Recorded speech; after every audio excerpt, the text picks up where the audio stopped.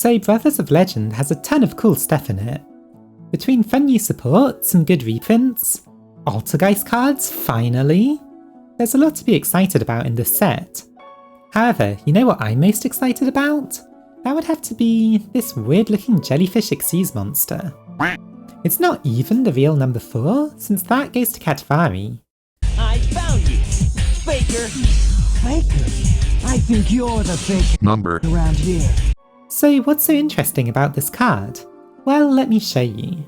First of all, it has a continuous effect that makes everything on the field into a water attribute. Basically, think of it as a zombie world, but for water. And you know that very fun interaction between Zombie World and Rivalry of the Warlord? Well, if you don't, it goes like this. You wait for your opponent to summon a monster which turns into a zombie type. Then you just flip Rivalry. Unless they're also playing zombies, whatever's in their hand won't be a zombie type, so they're not allowed to summon it. And because of how summoning restrictions like this work, they also can't go into a Link 1 or anything, unless that extra deck monster is also a zombie type. Why is this relevant? Well, because Stealth Kragen's effect works the same way but with Gozen Match. That card limits you by attribute instead of by type, but otherwise will lock your opponent out in just the same way.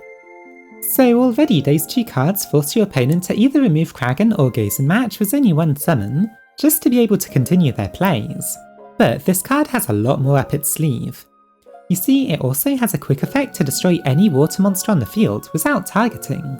Plus, it even burns your opponent for half of the attack of whatever you just blew up. Wait, so it's water burn? Oh, I get it. Stealth Kragen, they Scald. So you may have noticed that the last effect didn't require an Xyz material to be detached. So then what are its materials for? Well, you see, if you destroy this card, it basically just splits into smaller jellyfish, before giving those a material from the graveyard. So if this still has both of its materials, you get to just summon 2 smaller jellyfish if this gets destroyed. So you now have 2 Kragen spawns on the field. What do they do? Well, they can also destroy a water monster on the field as a quick effect. This is best if you have another Kragen on the field to actually make everything into water, of course, but there are still some pretty good targets in this meta, notably Moye and the Sword Soul tokens, and some Fluunderese monsters. Oh, and it's great in the mirror match if that ever happens. And also maybe if you're worried about the new Marine Cess support? Anyway, if a spawn is destroyed, it just floats back into a full-size Kragen anyway, flooding the field once more with its first effect. So this is the basis for the deck. But it turns out that, since sharks are the best way to make it, you can just go a few steps further and really take advantage of the fish Xyz engine they provide.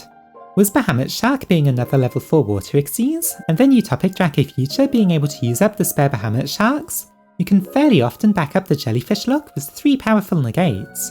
Want to see how? Well, let's take a look at the deck then.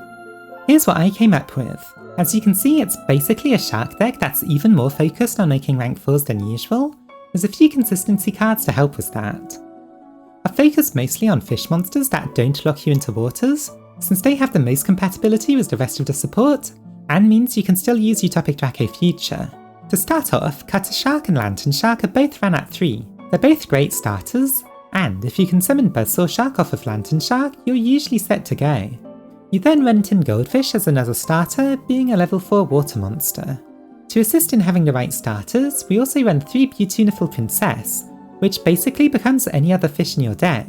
You then run 3 Xyz Remora, which is a super important card for this deck. By removing 2 Xyz materials from a monster, it'll summon itself and then summon back 2 fish from the graveyard. It's another whole Xyz and a half just from resolving its effect, which is why we run some cards to search it later on. Oh, and by the way, for some reason, it's not a hard once per turn, so you can really spam out Xyz monsters thanks to this. Next are the extenders. 3 Silent Angler, 2 White Stingray, 2 Xyz Sly Dolphin, 2 Silent Sea Nettle, a Sthana and a Lifeless Leaffish. Silent Angler is used to extend once you're done summoning from the hand, and Stingray is good for discarding extra normal summons or hard once per turn monsters. Sly Dolphin is a very easy summon, and can be searched if you already have Xyz Remora. Nettle is best used if you've already made your UFD, and Ateni is best right at the start of your plays. Finally, Leaffish is there to be a good summon off of Buzzsaw Shark, since you'll later get to use its effects to recycle resources and draw a card. Now for our spells. White Mirror was also released in this set, and is really great for this deck. It's both a monster reborn for fish and a search. This has some fun uses with stuff like Bahamut Shark summoned from the deck. The monster it summons can't activate its effects, but since you'll be able to get it into the graveyard, you'll then be able to revive it with this. So if you summon something with an effect in the hand, like Yugioh Remora, you'll then get to revive one with this, and then search one to use its special summon effect from the hand. Next is Piraeus map, which searches your beautiful princess. Honestly, this is an interesting card, and looks like it won't be too expensive on launch compared to what it will probably end up costing later. I'd say to pick these up just in case. You never know when something amazing will be released that'll then make this card skyrocket in price. Then run 3 desires since you can banish anything in this deck. Finally, there's Generation Force. While you control an Xyz monster, you can search Xyz cards, which in our case will usually be Yugioh Remora. Since you'll already have an Xyz monster, it's then easy to detach the materials and carry on from there. Alternatively, you can also search the Sly Dolphin and just get an extender out of that. For our one and only trap, run 3 Gozen Match. It just makes your board so much better at basically no cost, so there's no reason not to throw it in. Unless you want the people you're playing with to actually like you, I suppose. Now the extra deck is mostly what you'd expect from a Shark deck. There's 3 Bahamut and a Toad that he'll summon, and then whatever else fits. However, there's a fun way to extend in this deck. After detaching once with Bahamut Shark, you can then overlay into a drill driver so that it still has 2 materials, and then you'll be able to use Yugioh Remora to continue your plays while being protected by a Toad. Next is 2 Stealth Kragen and the Spawns. Since its destruction effect is a soft once per turn, having multiple is still pretty useful, and makes the Spawn stronger too. You then throw in an Abyss Dweller, which is already a good card, but in this deck also gives everything you control an extra 500 attack. Finally, it's to Xyz big boys with the Utopic Future package and a Zeus.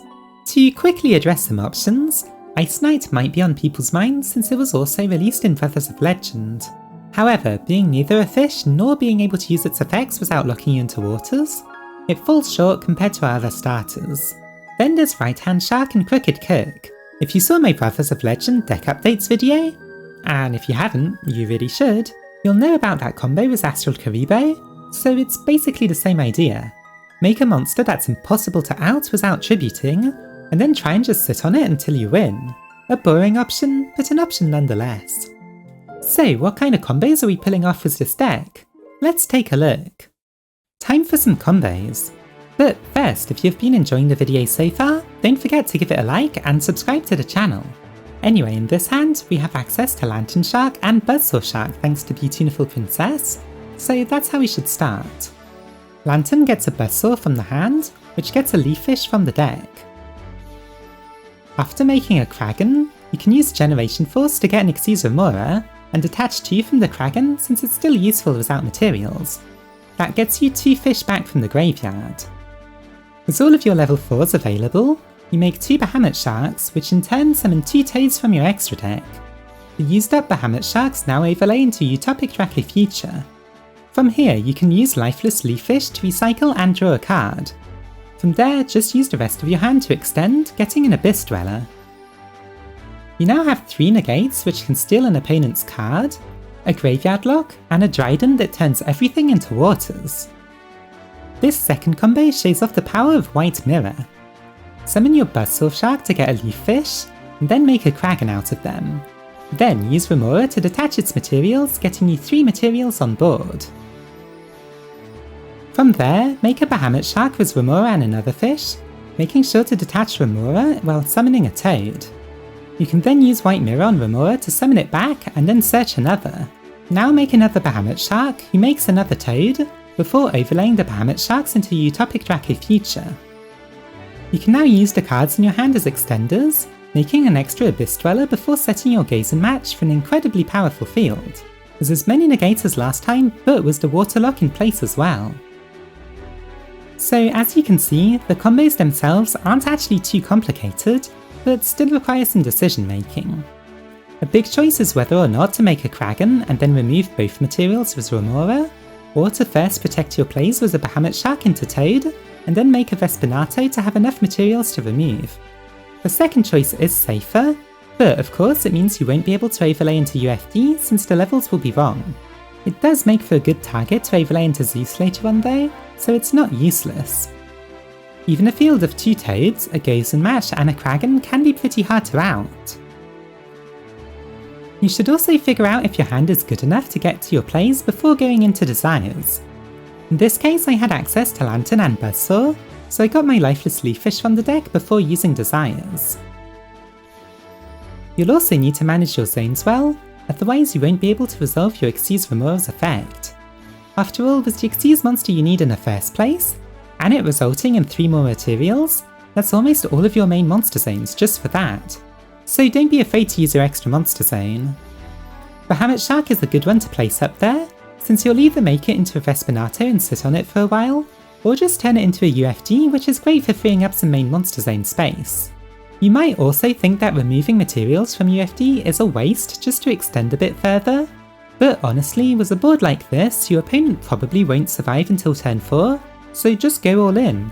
The extra graveyard lock is worth it. So that's the new Shark deck. What did you think? Will you be trying it out? Or do you prefer a more synchro-focused fish deck like was Deep Sea King Coelacanth? Tell me down in the comments, and while you're there, don't forget to give the video a like and subscribe to the channel. Thanks for watching!